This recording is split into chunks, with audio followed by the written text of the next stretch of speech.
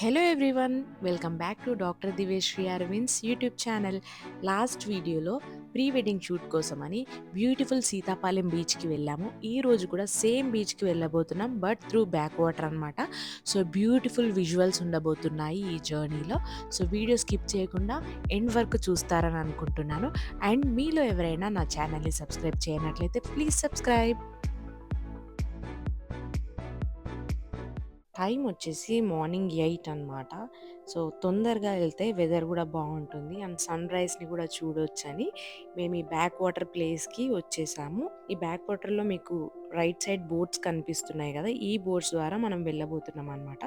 ఇక్కడ కనిపించే జనాభా అంతా ఫిషర్‌మెన్, చేపలు పట్టుకునే వాళ్ళు. ఈ బోట్స్ ద్వారా వెళ్ళి వాళ్ళు అక్కడ ఫిషింగ్ చేస్తారు. సో మాకు ఇక్కడ తెలిసిన వ్యక్తి ఒకరుండే, తను తన బోట్‌లో తీసుకెళ్తా అని మాకు చెప్పాడనమాట. సో ముందు రోజే అన్నీ మాట్లాడుకొని ఎర్లీ మార్నింగే మేము ఈ బ్యాక్ వాటర్ లొకేషన్‌కొచ్చేసాము. నాకు ఈ బోట్స్ చాలా నచ్చాయి. చూడండి ఎంత బాగున్నాయో. అంటే కలర్ కాంబినేషన్ చాలా డిఫరెంట్‌గా ఉంది. అండ్ నేను ఇట్లా బోట్స్ చూడడం ఇదే ఫస్ట్ టైమ్ అనమాట. ఇంకా చూడాలి ఆ ఎక్స్‌పీరియన్స్ ఎలా ఉండబోతుందో. ఇలా ఒడ్డు నుంచి ఇంకా బోట్స్‌లో ఎక్కి కూర్చున్నాము. ఒకటే బోట్ చాలా పొడువుగా ఉండే. కెమెరామెన్స్ అండ్ మేము అందరం ఒకటే బోట్‌లో పట్టామనమాట. ఇంకా నాకైతే కొంచెం టెన్షన్ గూడా.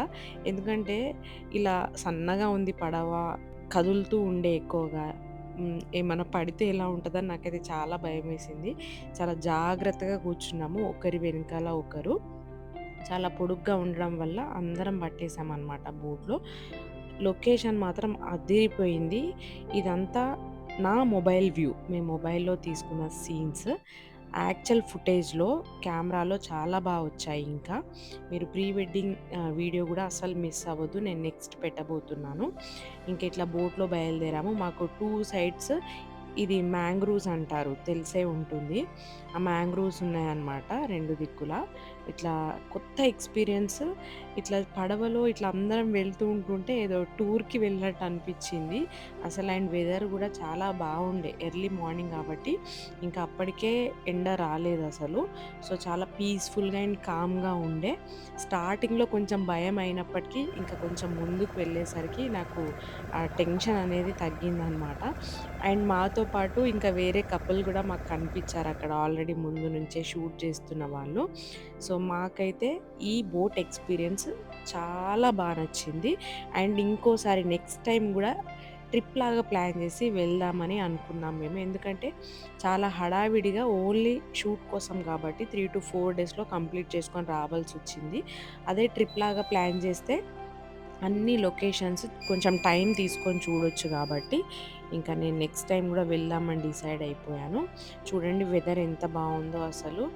మొత్తం ఇది బీచ్‌కి బ్యాక్ సైడ్ గదా! సో, ఈ వాటర్ గూడా అలలు అలా ఏం లేకుండా స్టేబుల్‌గా ఉన్నాయన్నమాట. సో, చాలా బోట్స్ నేను చూసాను ఈ దారిలో. అండ్ ఇక్కడ నాకు తెలిసి ప్రీ వెడ్డింగ్స్ రెగ్యులర్‌గా జరుగుతూ ఉంటాయి. ఈ Sitapalem beach pre wedding shoots అని మీరు యూట్యూబ్‌లో సెర్చ్ చేసినా గూడా ఇంకా వేరే వాళ్ళయి గూడా వస్తూ ఉంటాయి. సో, ఈ బ్యూటిఫుల్ లొకేషన్స్‌ని మీరు గూడా వీలైతే తప్పకుండా విజిట్ చేయండి. ఇంకా మాకిక్కడ ఈ బోట్‌లోనే చాలా సేపు షూట్ చేశారు. ఆల్మోస్ట్ ఒక 2 అవర్స్ అయితే షూట్ చేశారు. మార్నింగ్ వెళ్తే మాకు ఈ బ్యాక్ వాటర్‌లో షూటింగ్ అనేది ఆఫ్టర్‌నూన్ వరకు అయిపోయింది. దాని తర్వాత ఇంకా మేము బీచ్ దగ్గరికెళ్ళిపోయామనమాట. ఇటు ఇటు రండి.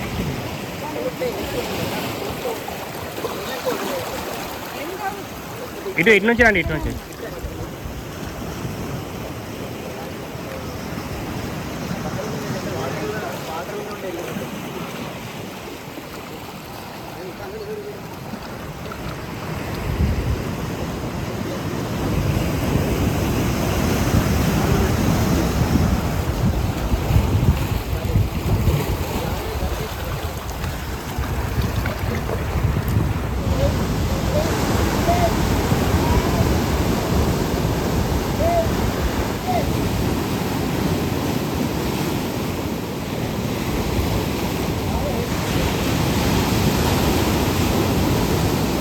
ఈ బీచ్ విజువల్స్ ఎక్స్‌క్లూజివ్‌గా మీ అందరి కోసం.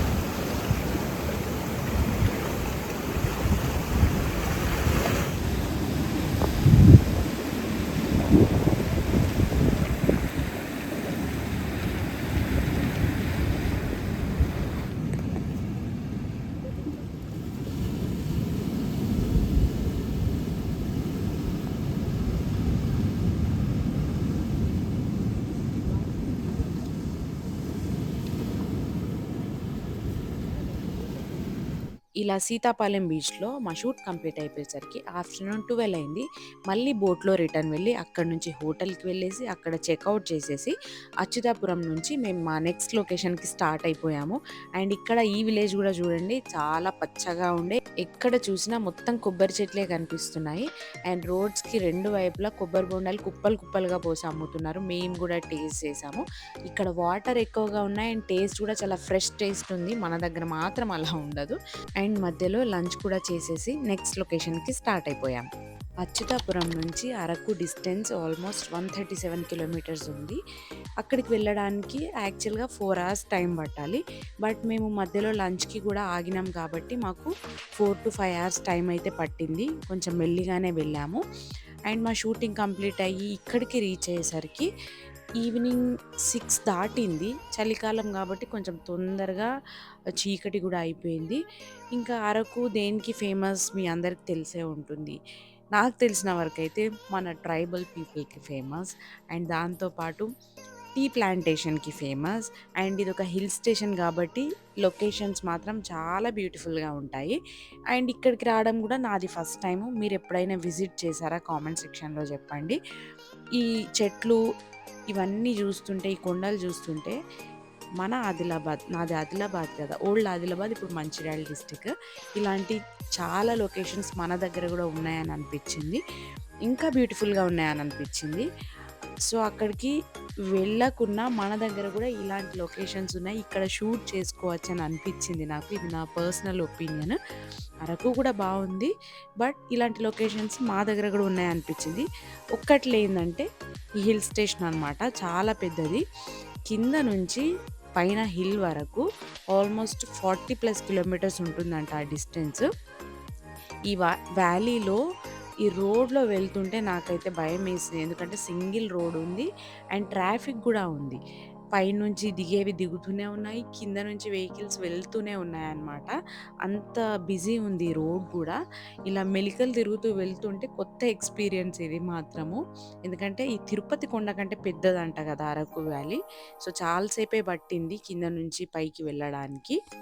ఈ రోడ్స్ దాటికి ఎవరికైనా ట్రావెల్ సిక్‌నెస్ ఉంటే తప్పకుండా పైనకి రీచ్ అయ్యే వరకు వామిట్ సెన్సేషన్ వచ్చి వామిట్ గూడా అయిపోతది. అలా ఉందన్నమాట రోడ్.